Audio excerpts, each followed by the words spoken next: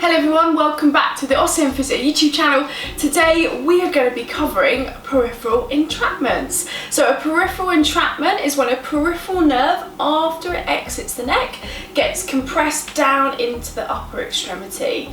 So we have done very specific videos on this, and I will tag them below on carpal tunnel, cubital tunnel syndrome. So we've done them very specifically, but today's 5-minute routine is going to be looking at how we can take the pressure off all key areas if you are suffering with sensitivity, numbness or weakness.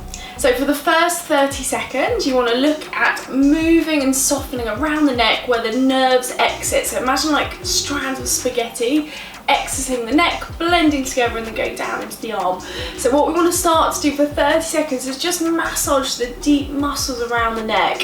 So it's really common if you're getting tingling into the hand to have sensitivity over more than one compression site. So we're going to be massaging around. It's a lovely circular motion for 30 seconds. So really lovely and gentle. If you're struggling with tightness, just add a hot water bottle, a little bit of heat before, but we just want to massage around the main deep muscles into the neck for 30 seconds. Once you've done that, we're going to gently move. So re-shut the shoulders. We're going to gently move side to side and then looking up and down. We might find the side that we turn to where it's getting compressed will probably be more sore. So we're looking for quality, not quantity. So you want to really regain that movement without aggravating. So going side to side, up and down. So normally it's over and back, which compresses the nerve root. So just reduce the range. So we want to do this within a pain-free range for 30 seconds. Next, we want to look at movement through the shoulder. So as it comes down, it passes underneath pec major, pec minor, down into the arm around the axilla. So we want to get all of this moving. So for the first 30 seconds, for the shoulder part, we're going to be moving back. So same as the neck. We're looking at relaxing through. So you can do this with a straight arm. I like putting the hand on the shoulder because I feel like we get a little bit more control, particularly if it's quite sore. And you can actually almost feel with this hand where it's stretching through the pec muscles as well. So you're just going to be gently moving back, and you can, this is my therapist brain kicking in, you can press on tender points and almost stretch across as you're doing this. For the next 30 seconds, we're going to stretch through the pecs. So obviously it would be on this side, but just for demonstration purposes, we're going to place the hand. I'm using a fridge. I love this. I feel like you can get the right height. You're going to press into side, and then for 30 seconds, you're going to turn the torso away and then gently turn the head away. Again, depending on how acute you are, you might want to bring the head back, you might want to reduce the range a little bit, or drop the hand down, because sometimes having it at 90 degrees, particularly initially, might be a little bit too much. So you're just aiming to stretch through, holding for 30 seconds and then relaxing. Next, we want to relax and move around the elbow. So on the inner part, we typically can get compression through the pronator muscles with the median nerve, and then within the cubital tunnel, the ulnar nerve, and then on the outer side, some of the branches of the radial nerve. So you're finding you're getting compressed all around the elbow. So we're going to go through 30-second stretch on both sides just to release tension around here. So first one, we're targeting around the outer side of the elbow. So you're going to turn the hand over, grip around the wrist, bend at the elbow, and almost like a swan's head, what you're going to do is you're going to stretch it down. So as far as you feel comfortable. So again, just to show that again, turning the hand over, gripping around, and then stretching it forward, and you're holding that position. You should feel it on the outer part of the elbow.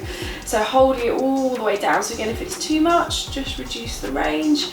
We're trying to release some of that tightness. You're holding that for 30 seconds. Once you've done that, we're going to move on the inner part. So very similar, but we're turning the hand over to hit the flexors and the pronators, holding around the wrist, and then again pulling it forward. So where we're doing this, we're targeting the inner part of the elbow a little bit more. So we want to hold this for 30 seconds, stretching around, releasing some of that tightness, getting it all moving. Again, like I said, normally more than one site where it's getting compressed, but so important to get it all moving. And then holding that there.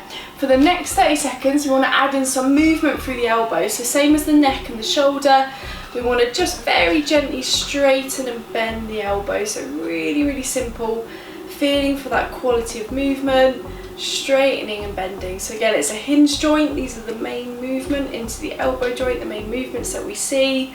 So you might feel a little bit crunching depending if there's any other conditions in the elbow. And again, very, very gently adding in that release. The final last couple of exercises, again, we're thinking of compression around the wrist. So we've got the ulnar nerve and the tunnel ligation, the medial nerve, within the carpal tunnel, so giving different symptoms. So what we want to look at here is releasing around the thenar and the hypothenar eminence. So taking your other thumb, what you're going to do is you can either add oil, or you can just use nothing, just friction across, and what you're going to do is you're going to massage up towards the fingers for 30 seconds. So you're trying to release any tightness. So again, only do this, again, if you've had it assessed by a musculoskeletal expert. It's not too sensitive, but the idea is you want to take the pressure off certain points. So as me and Oliver always say, with this, you always want to make sure that you're getting it assessed properly by a musculoskeletal expert. For the final 30 seconds, we want to move and open up through the wrist. So we're going to be doing some circular motion through the wrist. So really, really key. You'll probably feel it clicking, feel it grinding. So we're going to do circles one way, circles the other way. So the last 30 seconds is just that lovely movement around. And again, you can open and close the fingers as well. So it's like a combination movement. So circles one way, circles the other way, and then opening, closing the hand. So getting that lovely movement into the wrist joint and into the fingers, and then relaxing there. So the final thing that we want to say, if you're suffering with tingling, numbness or weakness, definitely get it assessed, because there's lots of nerves that can be involved, there's lots of complications that can be linked to this. So it's absolutely key to work out why you're getting that tingling, why you're getting that weakness, if you are suffering with that, and obviously where along that line it is getting compressed.